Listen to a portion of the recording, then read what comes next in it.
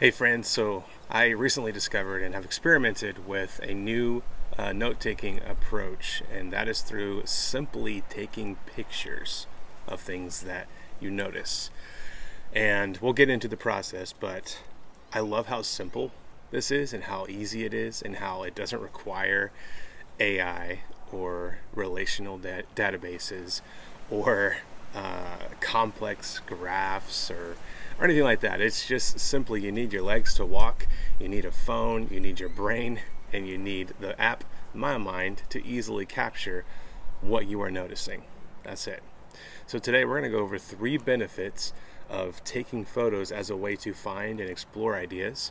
We're going to go over the 4-step process of how this all works, and then we're going to go over some real examples of notes that I've taken, ideas that I've captured with doing this simple method of taking pictures. Now, before we hop in, I wanted to give you actually a free gift for hanging out with me today and watching this video. I appreciate your time and I appreciate you hanging out with me. So this is a free PDF guide on how to take book notes, right? How to get the insights from the nonfiction books that you're reading, or maybe fiction too, and get those into your personal knowledge management system. This is a simple PDF that you can download, take with you anywhere you need to go, and access it anywhere. So by the end of the guide, you'll have a simple system for highlighting your books, a mindful approach for adding content to your second brain, and then a process for creating building blocks of knowledge for the future for yourself and for others, and then also a simple way to make more connections inside of your personal knowledge management or second brain, whatever you want to call it. If you want to check that out, the link is in the description below. I understand you may have some questions and some concerns about this method, right? Like, why take pictures? Why not just write down my thoughts as I'm noticing things? And that's a good question. And what I've learned through the last 7 to 10 days, is that capturing a picture provides like a myriad of hooks for your brain to make more connections of new ideas and existing ideas already inside of your PKM system. Another question may be like, why not just look up pictures, right? Find pictures on Google, or have AI create pictures for me and write about that. Here's what I found. You actually miss the opportunity of experiencing, the beauty as you take the picture and actually getting your hands dirty, if you want to call it that. There's something about actually bending down to take a picture of a tiny blade of grass, or a picture of a flower or something like that, or a picture of a snail. I have a picture of a snail in my that I took this week.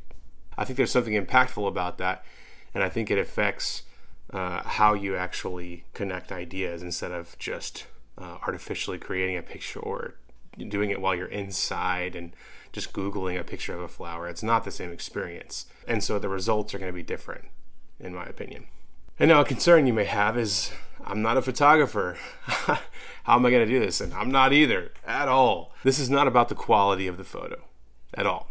This is actually about heightening your noticing senses, right? And then writing about them and making connections between your ideas and your thoughts, and making connections between seeing a flower and how that relates to a topic that you're interested in. Maybe it's finances, or maybe it's food, or I don't know, right? There's just something really cool that I've experienced by being in nature and taking pictures of just random things and learning about them, and then tying those into the insights into things that I'm thinking about.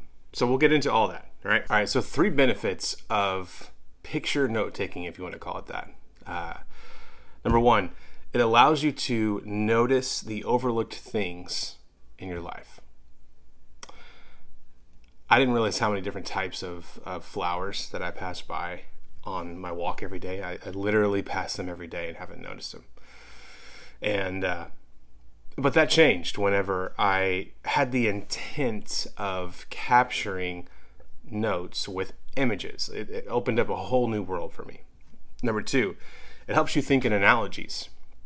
And analogies are one of the most effective communication methods, and they are super sticky. If you've not read the book Made to Stick, you should check that out, because it's one of the ways that you can make your idea sticky. If you're interested in sharing ideas, whether it's with a friend at the coffee shop, or whether it's in front of people at work, a meeting, or if it's in front of a group on YouTube, or whatever it is, right? If you're interested in communicating ideas, analogies are a really awesome tool for that. And this helps you find analogies by taking pictures of random things. And then finally, number 3, this note-taking method where you take pictures, it helps you actually explore a wide range of topics and ideas. It's like you're exposing yourself to like a feast of information, and you can kind of pick and choose, like, what is it that stands out to me about this picture? You can take one picture, and then you can find 20 different things that are like in the picture, and then you can go learn about those things inside the picture, right?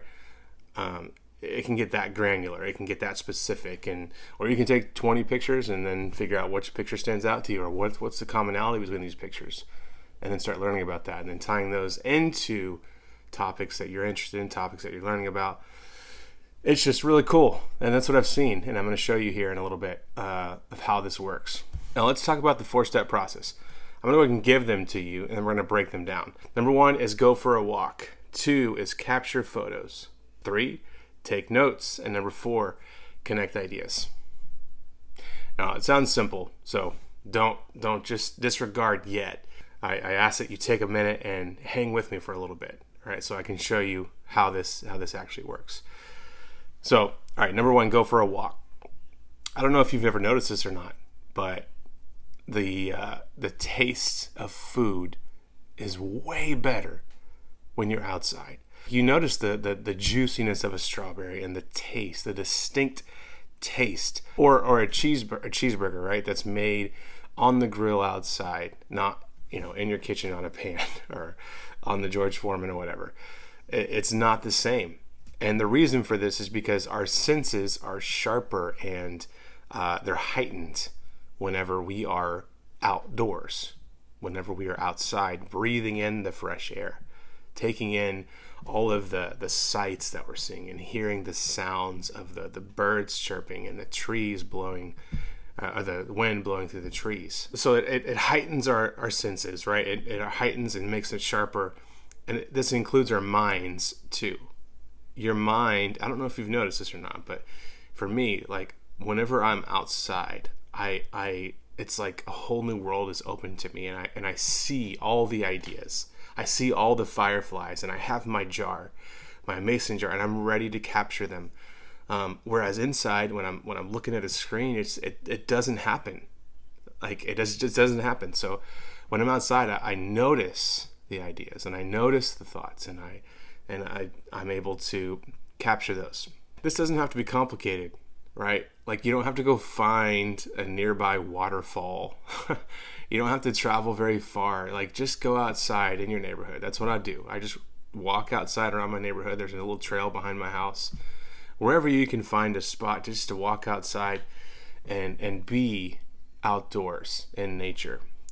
All right, number 2 is capture photos. This is simple. Capture what stands out to you. Anything, everything. Okay, nothing is off limits here. It doesn't matter if it's dead grass, or if it's like a cloudy day and it's not necessarily perfect for you to take pictures of the sky. Like, just take a picture. Don't overthink it. Just take the picture. I've taken pictures of snails and blades of grass and flowers and stuff like that. It could be your shoes. Take a picture of your shoes as you're walking. You'll find something in there, in that picture. I guarantee it, if you're looking for it. And you can also, if you want to, add a filter. You don't have to, with your Photos app or whatever, before you send it to mymind. And then you'll send that, the picture to mymind. So literally, you're walking. In step 1, you notice something, you take a picture of it, add a filter if you want, and then share it to mymind. You don't have to tag anything. You don't have to do anything other than share it to mymind. Because we're not necessarily jotting things down yet.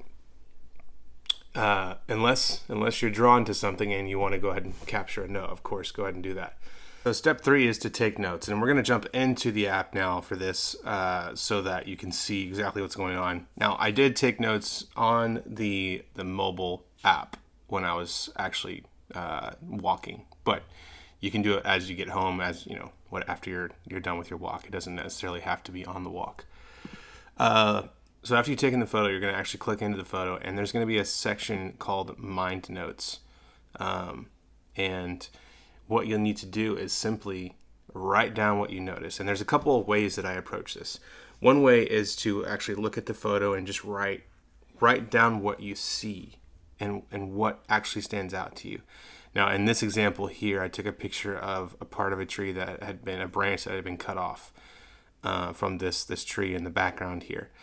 And when I was looking at this part of the tree, I almost kind of reminded me of if I were like bird's eye view over the Grand Canyon or something like that, and I was looking down and saw these little tiny canyons and these little cracks right in the earth. That's kind of what I was envisioning, and so I literally just wrote down tiny canyons in mind notes. That was it. I don't know if I'm ever going to use that, but this was exactly what came to my mind when I wrote this, but when I took this picture.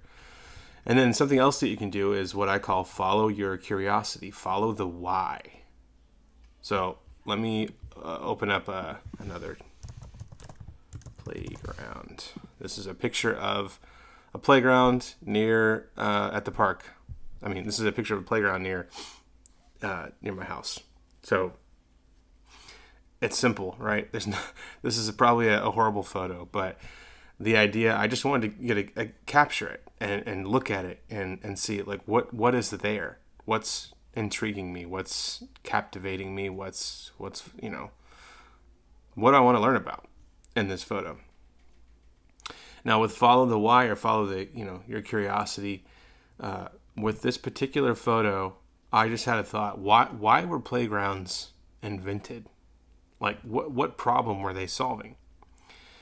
And so I ended up Googling it, and I found that this guy Frederick Froebel, I'm probably butchering that, a German educator who lived from 1782 to 1852, is often credited for inventing the playgrounds.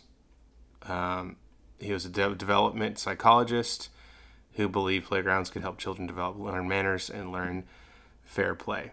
And then I thought, there's actually a lot of activities in a playground, each developing something different. Right? I have the monkey bars, and I have the monkey bars here. I have these other types of monkey bars. I have a slide here. I have a slide over there. There's lots of slides. I have stairs. I can climb. There are lots of things that I can do in different activities that will have different purposes and stuff like that. And so I wrote down what I was thinking about as I was looking at the photo and considering why playgrounds were invented. Okay. And this led me to connecting. This is the last step, connecting what I'm learning and what I've learned to a topic or to an idea or to a concept that I'm passionate about, that's already in my personal knowledge management, or maybe it's a brand new one. I don't know. But in this case, after reading through this, specifically like why the playgrounds were invented, about helping children develop, learn manners, and learn fair play, I just had this thought that, a PKM system right here, this is the note, is a playground for the mind. It's an environment to help you develop your creativity and learn interesting things. Now, I don't know that I would have had this thought had I not actually learned about playgrounds. And I wouldn't probably have asked myself about playgrounds, because I let me tell y'all, I pass this park every single day when I walk. Every day.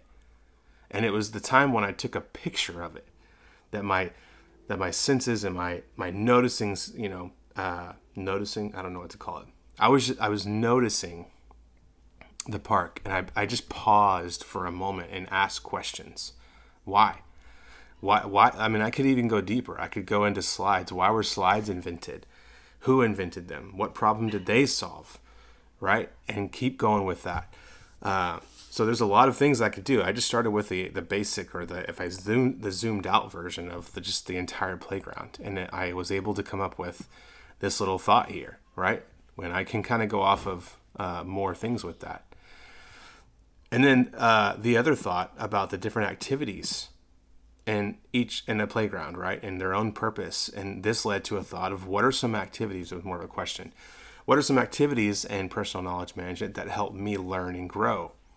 Right? What are some specific things? And capturing what resonates is one of them. Reviewing my notes, consistently making connections, sharing a new idea with someone. These are all activities, right? Capturing what resonates may be the slide. Reviewing your notes may be climbing. Consistently making connections may be the monkey bars, right? All these different things of how these activities can help me learn and grow. Example is the note titled, "Which path will I take?" Here it is, right here.